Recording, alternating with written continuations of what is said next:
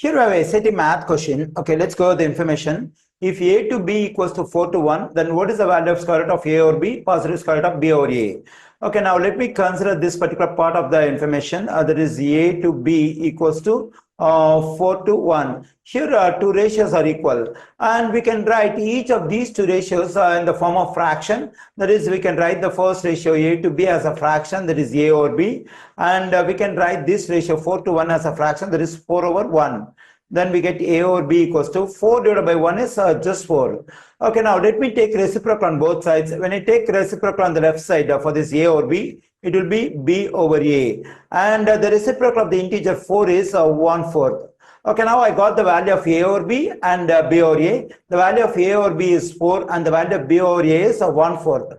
Okay, now what I can do is I can plug in the values of a over b and b over a over here in this expression. Let me write it over here. That is square root of a over b positive square root of b over a equals to square root of, okay, the value of a over b already we got it, that is 4. We can plug in 4 for this one, positive square root of, and the value of b over a is 1/4.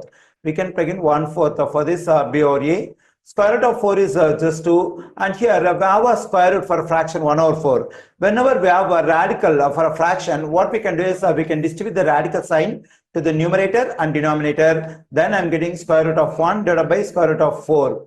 Then 2 positive, square root of 1 is just 1, and square root of 4 is just 2.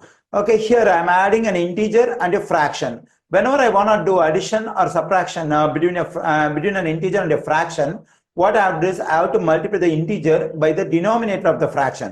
Once I'm done with the multiplication, I can take this 2 as a common denominator.